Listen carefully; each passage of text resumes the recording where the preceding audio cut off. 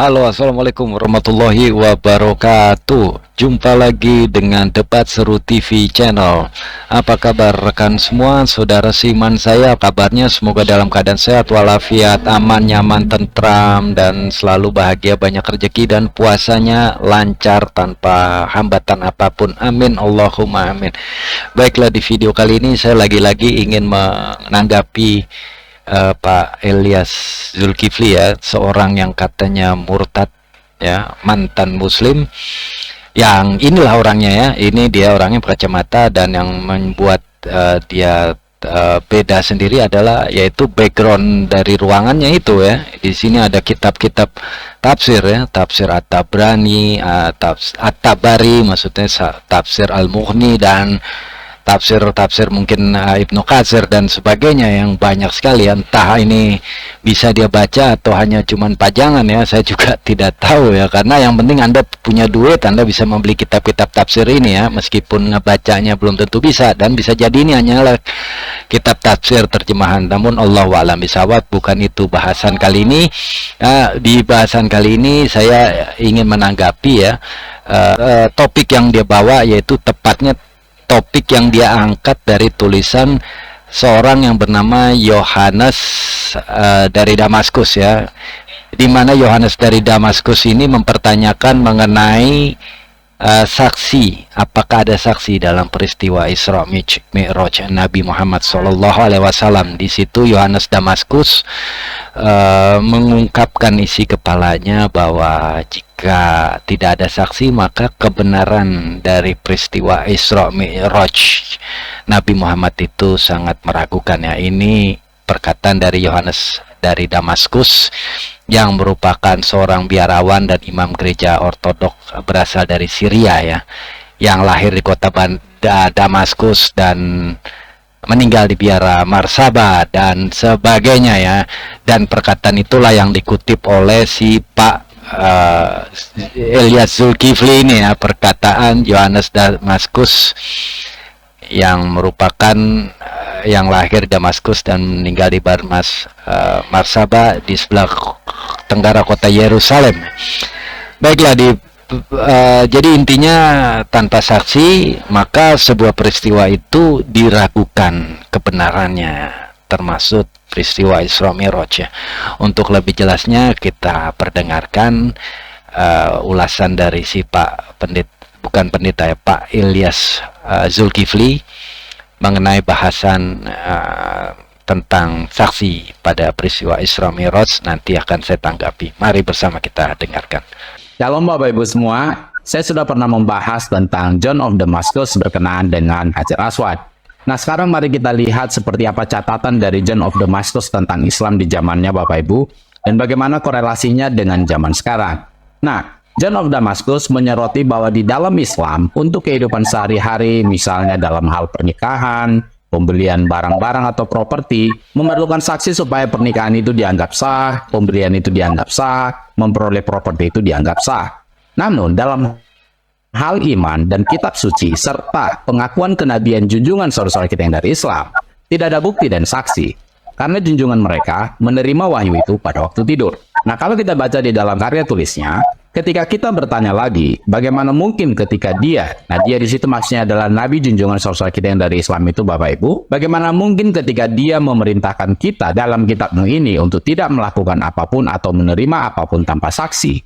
Kamu tidak bertanya kepadanya. Pertama-tama, tunjukkan kepada kami dengan saksi bahwa kamu adalah seorang Nabi dan bahwa kamu datang dari Allah, dan tunjukkan kepada kami kitab suci mana yang memberikan kesaksian tentang kamu. Maka mereka di sini adalah saudara kita yang dari Islam, menjadi malu dan tetap diam. Kemudian kita melanjutkan, kamu tidak boleh menikahi seorang istri tanpa saksi, atau membeli atau memperoleh properti tanpa saksi. Kamu tidak boleh menerima seekor keledai atau memiliki seekor binatang beban tanpa disaksikan. Dan kamu memiliki istri, harta benda, keledai, dan sebagainya harus melalui para saksi. Namun, untuk imanmu dan kitab sucimu yang kamu pertahankan itu tidak bisa dibuktikan oleh para saksi. Sebab orang yang mewariskan ini kepadamu tidak mempunyai jaminan dari sumber manapun, dan tidak ada seorang pun yang diketahui yang memberikan kesaksian tentang dia sebelum dia datang. Sebaliknya, dia di sini adalah Nabi junjungan saudara kita yang dari Islam itu Bapak Ibu, Sebaliknya dia menerimanya ketika dia sedang tidur. Nah, ketika kita menanyakan bagaimana kita bisa yakin bahwa Nabi junjungan saudara kita yang dari Islam itu benar-benar seorang Nabi yang diutus oleh Elohim Alkitab, Bapak Ibu. Oke. Saudara kita yang dari Islam itu menunjukkan bukti dan saksi dari kitab sebelumnya. Dan tentu harus dengan pendekatan yang benar, bukan menggunakan teologi maling atau teologi pemulung. Seperti yang banyak saya bahas dalam channel ini, Bapak Ibu. Nah, John of Damascus menyoroti ironi ini, bahwa dalam kehidupan sehari-hari, orang Islam setiap tindakan membutuhkan saksi. Orang mau menikah, itu membutuhkan saksi. Orang mau membeli properti, itu membutuhkan saksi. Nah, sementara untuk masalah iman dan kitab suci, yang mereka pegang dan pertahankan itu, mereka bisa menerima itu tanpa saksi atau tanpa bukti, Bapak Ibu. Tidak ada bukti dari kitab-kitab sebelumnya. Nah, ingat Bapak Ibu, di zaman John of Damascus, sesuai dengan tulisannya, orang Islam itu diam dan tidak bisa menunjukkan buktinya dari kitab-kitab sebelumnya. Namun ratusan tahun atau belasan abad setelah zaman John of Damascus, zaman sekarang, para teolog maling atau pemulung itu mencoba memulung ayat-ayat Alkitab, menunjukkan bukti-bukti kenabian Nabi junjungan mereka, Bapak Ibu, dari Alkitab. Meskipun kita tahu sendiri, malah itu membuat mereka terjebak dengan tindakan pemulungan ayat-ayat Alkitab. Nah, mungkin Bapak Ibu yang bertanya kepada saya, Pak Jul, apa contohnya yang tanpa disertai dengan bukti? Nah, saya pernah membahas di channel ini, Bapak Ibu, bagaimana Nabi junjungan saudara kita yang dari Islam itu melakukan Isra dan Miraj ke langit, tidak ada bukti dan saksinya. Bahkan ada dua pendapat yang muncul, yang berbeda. Yang satu mengatakan bahwa Nabi junjungan saudara kita yang dari Islam itu berangkat dari masjid. Yang satu lagi mengatakan bahwa Nabi junjungan saudara kita yang dari Islam itu berangkat dari rumah. Dan kejadian itu terjadi pada malam hari, Bapak Ibu. Siapa saksi keberangkatan Nabi junjungan saudara kita yang dari Islam itu ke langit dengan menggunakan buruk, Bapak Ibu? Tidak ada. Berbeda dengan kenaikan Tuhan Yesus Kristus pada waktu dia menjadi manusia dan kembali naik ke surga, kembali kepada posisinya yang semula, disaksikan oleh banyak saksi. Dan itu kejadiannya terjadi pada siang hari. Dan kejadian itu dicatat oleh orang-orang yang langsung melihat sendiri dengan mata kepala mereka sendiri, yang mereka catat di dalam Injil. Nah, pelajaran apa yang bisa kita dapat, Bapak Ibu? Nah, kalau saudara-saudara kita yang dari Islam itu saja bisa berpegang teguh pada iman dan kitab suci mereka, Nabi junjungan mereka, meskipun tidak ada bukti atau saksi, harusnya kita sebagai orang Kristen harus lebih berpegang teguh, harus lebih setia, dan harus lebih militan, dan lebih serius di dalam mengikuti Tuhan. Oke, jadi itulah ulasan dari Pak Ilyas Zulkifli bahwa ketiadaan saksi ini ya yang menjadi masalah besar ya. Apakah soal iman Islam itu benar, akurat atau tidak, karena memang kealpaan saksi ya. Salah satunya peristiwa Isra Mi'raj dan kenabian Nabi Muhammad ya. Jadi menurut Ilyas ini ya, karena dia setuju dengan pendapat Yohanes dari Damaskus bahwa tanpa saksi maka sebuah peristiwa itu sangat diragukan kebenarannya. Jika sudah diragukan kebenarannya, maka berimbas kepada kebenaran Islam pula, maka kebenaran Islam harus dipertanyakan. Oke ya, jadi mengenai peristiwa Isra Mi'raj ya, salah satunya ya, peristiwa Isra Mi'raj ini kan peristiwa yang perkara gaib ya, perkara gaib, yaitu perkara iman. Ya namanya gaib, gaib itu artinya tersembunyi. Bagaimana bisa ada saksi gitu ya, namanya juga perkara gaib ya. Kalau ada saksi itu bukan perkara gaib namanya, itu perkara fisik. Nah, tadi dia juga menyampaikan bahwa dalam transaksi ya, di dalam Islam semuanya harus saksi, harus ada saksi, seperti nikah, jual beli, dan barang-barang lain adalah harus ada saksi. Ya jelas saja harus ada saksi, karena nikah, jual beli itu adalah perkara fisik, bukan perkara gaib. Oleh karena itu memang harus ada saksinya, seperti saya membeli sesuatu kepada orang lain, membeli barang dari orang lain, tentu harus ada saksinya, karena barang itu adalah barang yang real, yang bisa dipegang, disentuh ya, jadi ya bisa disaksikan. Nah, kalau perkara gaib ya tidak bisa disaksikan, karena memang itu perkara yang tersembunyi, yang Allah hanya kasih kepada Nabi Muhammad saja untuk dia bisa lihat, bukan kepada orang lain. Nah, kalau semua orang bisa melihatnya, itu bukan lagi perkara gaib, namun perkara yang non gaib ya.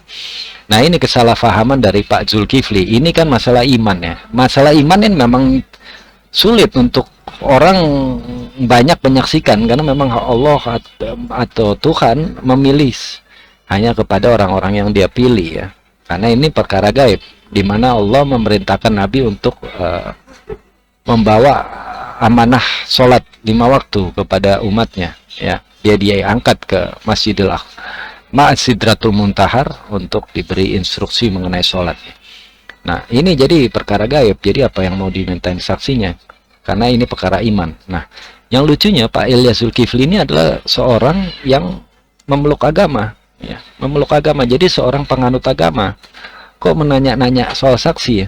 Kalau dia seorang ateis atau agnostik, ya, saya bisa mengerti gitu. Karena kalau orang ateis saya bebas-bebas saja mempertanyakan kesaksian, mempertanyakan bukti, karena dia tidak terbelenggu oleh doktrin atau iman apapun, karena dia orang bebas, pemikir bebas, free thinker. Jadi ketika orang ateis mempertanyakan tentang agama Islam, ajaran Islam, itu wajar-wajar saja. Namun kalau ada orang Kristen mempertanyakan saksi dalam agama Islam, itu jadi tidak wajar sebenarnya. Karena kenapa? Karena dia juga memeluk agama Kristen. Nah, di dalam agama Kristen itu juga ada hal-hal yang kalau kita pelajari itu tidak ada saksinya, ya. Seperti contohnya Yesus dicobai iblis, yaitu di Matius 4 ayat 1 sampai 9, ayat 11. Siapa saksinya di Yesus dicobai oleh iblis? Apakah Pak Zulkifli bisa menunjukkan pada saya satu saja saksi yang menyaksikan peristiwa Yesus dicobai oleh iblis? Apakah ada? Dan satu lagi di Keluaran 19 sampai 20 di mana Musa bertemu Tuhan. Siapa saksinya selain Musa yang membawa kabar tersebut? Apakah ada saksi? Nah, kedua peristiwa yang sangat krusial di dalam agamanya Pak Zulkifli itu juga tidak ada saksi. Kenapa Pak Zulkifli tidak mempertanyakan hal ini dulu sebelum mempertanyakan mengenai Islam?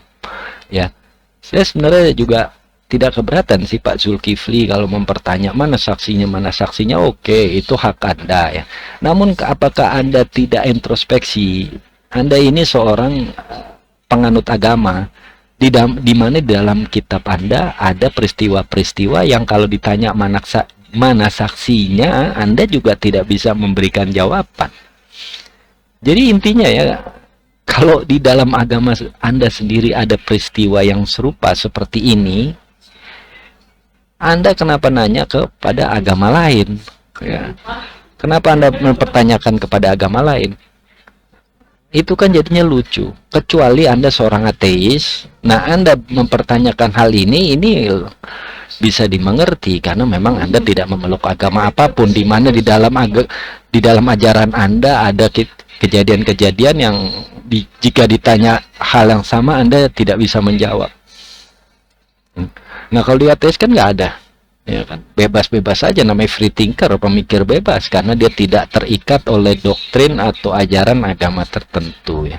Jadi Pak Zulkifli, coba Anda ini mendingan Anda introspeksi sendiri ajaran agama sendiri, ya sebelum Anda mempertanyakan tentang Islam. Anda coba tanya di kejadian Yesus dicobai oleh iblis, siapa saksinya?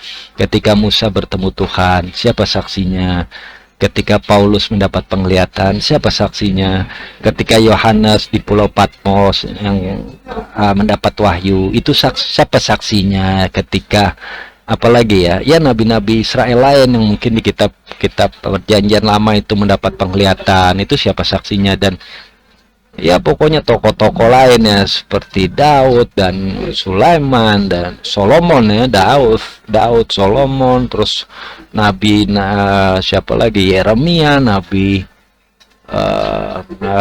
siapa lagi, Nathan kalau nggak salah, itu kan ada nabi-nabinya tuh namanya. Itu coba Anda baca satu-satu. Nah, kalau misalnya Anda temuin ada peristiwa-peristiwa mereka bertemu Tuhan atau kejadian-kejadian supranatural, ya, Anda mesti tanya, ini saksinya siapa? Ya kan, saksinya siapa? Seperti contoh ketika Daud dimarahi Tuhan, ya, ketika peristiwa dia dengan Batseba, ya, dimana Daud pada saat itu kan katanya mengirim suami Batseba bernama Uria ke medan perang agar dia mati, kemudian Batseba bisa dia nikahi. Nah, di situ kan Tuhan marah kan, dengan kemudian mengutus, ya, kemudian kan Tuhan mengutus Nathan, ya, kepada Daud. Itu ada di 2 Samuel 12:1 sampai 13:39. Ya, nah Tuhan mengutus Nathan kepada Daud ya untuk menegur atas perbuatannya terhadap Uria ya. Nah, terus saksinya siapa? Bahwa Tuhan berbicara dengan Nathan, itu saksinya mana? Apakah Anda mengetahui siapa saksinya? Anda tentu kalau ditanya juga tidak bisa menjawab hal ini gitu. Karena kenapa Anda percaya? Karena ini iman nih, iman ya. Jadi gitu aja ya. Jadi kalau seorang yang memeluk agama, kemudian seperti Pak Elia Zulkifli ini, kemudian mempertanyakan tentang Islam mengenai saksi, ini jadi nggak cocok, nggak nyambung, aneh, jelimet dan tidak apa ya, tidak fair dan kacau balau, berantakan, hancur ya. Harusnya dia introspeksi sendiri dengan kejadian-kejadian dalam agamanya dia cari berkonsolidasi, menemukan ini saksinya mana. Setelah mereka Anda ketemu semua saksi, baru Anda tanya dalam Islam, ini Isra Mi'raj saksinya apa dan sebagainya. Oke, terima kasih. Semoga video ini bisa mencerahkan dan semoga bermanfaat, semoga memberi masukan, dan assalamualaikum warahmatullahi wabarakatuh. Sampai jumpa lagi di video-video saya berikutnya.